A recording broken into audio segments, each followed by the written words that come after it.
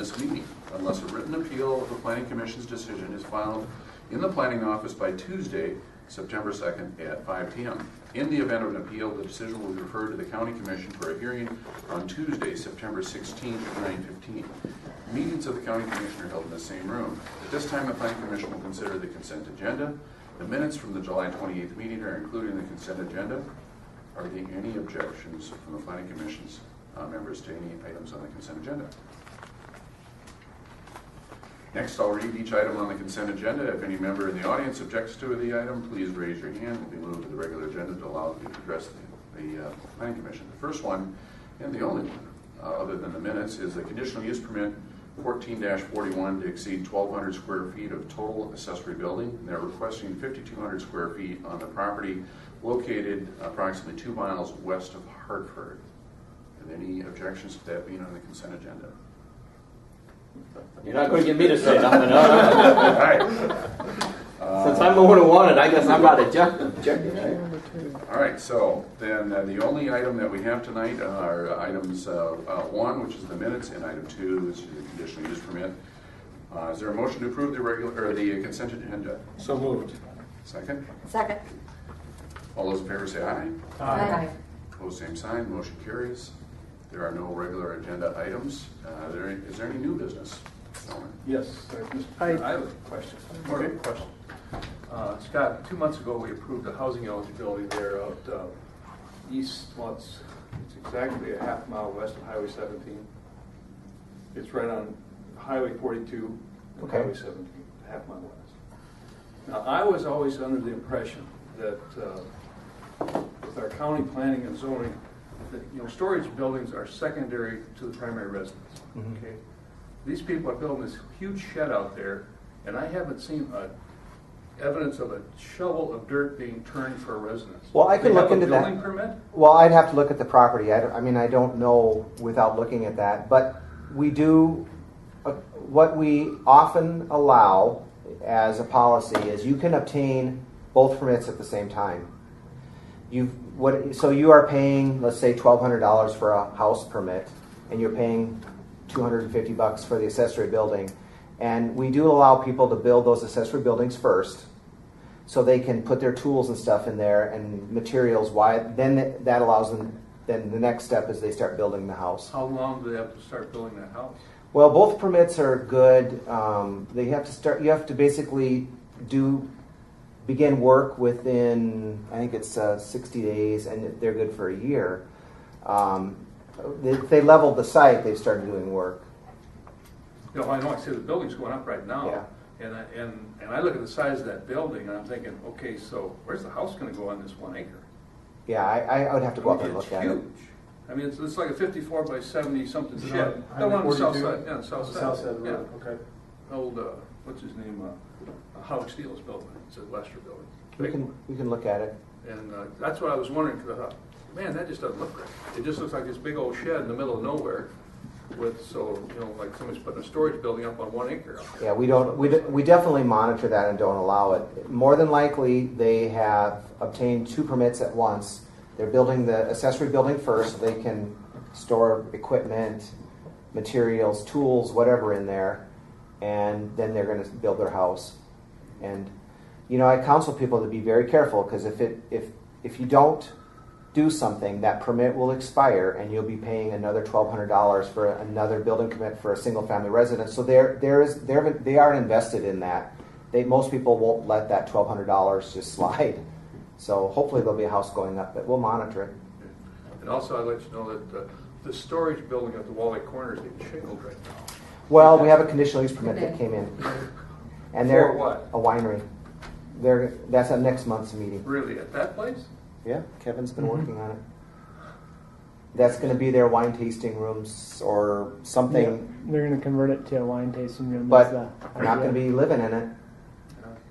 They better not be, because otherwise everybody in the county should get an eligibility. No, I went out there when we Did talked they about take that kitchen out like they're supposed to? They're was not part of the living original in. agreement. That's not part of the requirements. You had that right in the requirement, Scott, that the kitchen shall be removed from this place. This is the storage building. And I can go look. I mean, What's I in don't know if the kitchen's in or out of it, but I did look in it when we talked about this last time, and it was empty. I mean, there may have been light on there. I know you said you'd seen light in there. I went on the property, actually I haven't stuck seen any cars there. they're not living in it. No one's living in it. And they're actually going to be reusing that building as part of their conditional use permit for a winery. So you're going to be talking about that next month. That'll be fine. Well, are they gonna plant any grapes?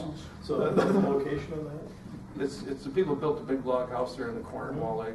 It's the old house in front. Got it, okay. Instead of tearing it down as they originally agreed to, Scott allowed them to use it as a storage building. So I've made sure that it is a storage building and not a house or a residence. How many acres do they have? Do you remember? I mean, they're planting. I think they. It's more than 10. I mean, they're and planting I don't know grapes. how I many think grapes. there's almost 20 acres there. Yeah. Because, when they originally sold that, it was at least 20 acres. So it's going to be a new business. It goes back to the quarter-mile line to the north. Mr. Chair? Yes. Just along those lines, as a telephone guy, I can remember hooking up garages with telephone lines and with the power, and then the house was built at a later time. They just basically brought their materials out and their machinery out and set up shop, and so it was, a year or more before the house was really built. That said, also, maybe you guys never were out there, but remember a few years back when we had a daycare and a pit bull Yes. breeding place at the same location? Well, up there, there's a giant garage with a That's a house. little teeny shack on the side of it. It looks a lot like an office, but it's their attached garage. And, That's on a separate lot, so they had it was a lot of record. Anyway, so It was stuff kind of a happens. farce, but it was nothing you could do about it. Under old business, Mr. Chairman, or new business. Well, I'd like to Kevin? make a little update on the Envision 2035 process. We're going to start, as Bonnie and Jeff already know, we're going to start that back up again and work towards finishing it, hopefully by sometime next year. Would be reasonable. First task force meeting that we're going to start up again is on Tuesday, October 14th, and then on October 16th. Originally, I had it a week before.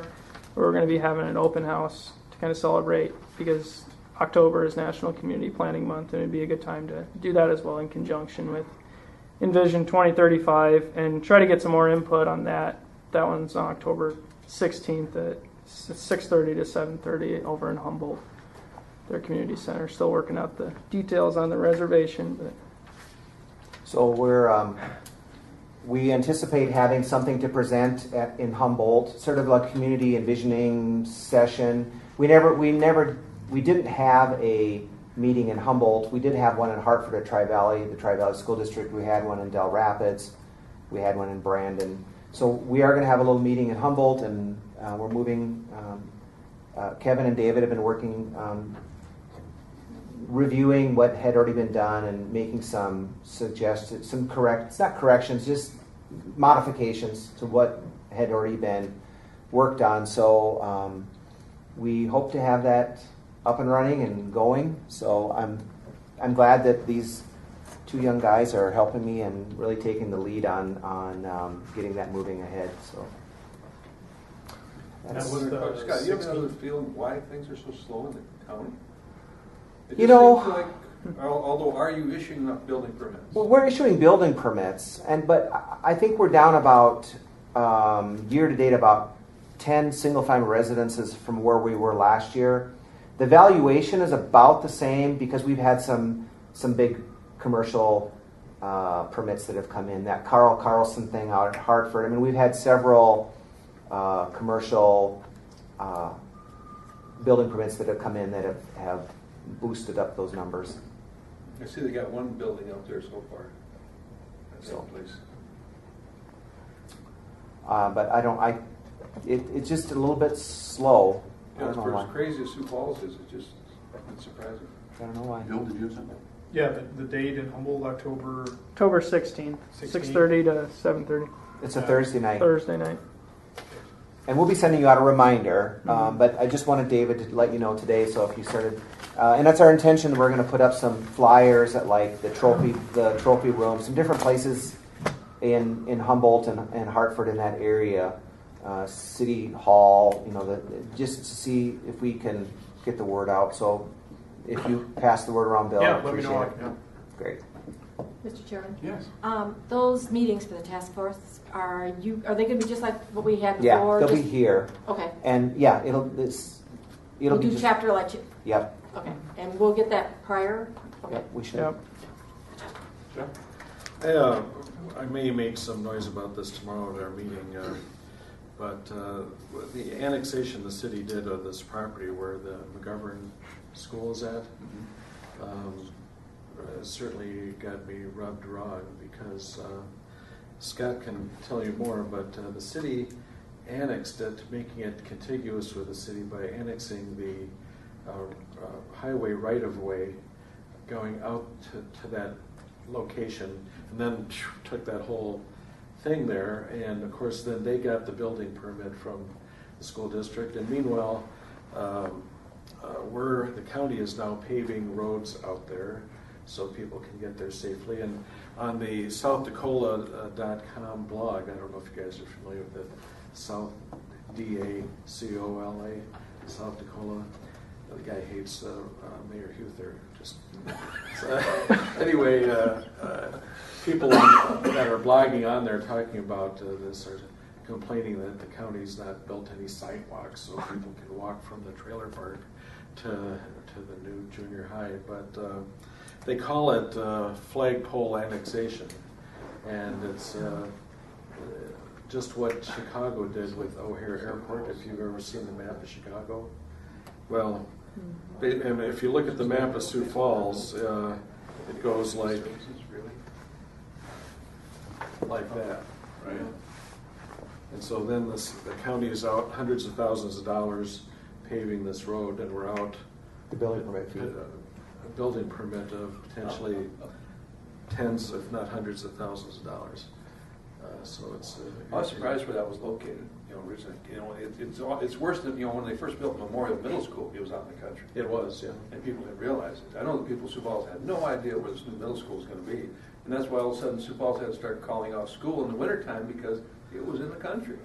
And it blizzard, and they couldn't get to the darn thing.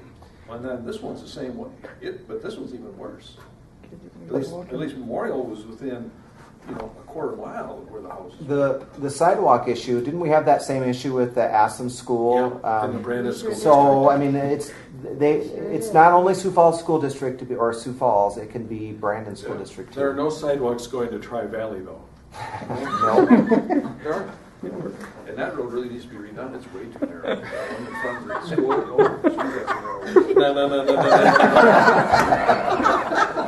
and it should have a left turn lanes too.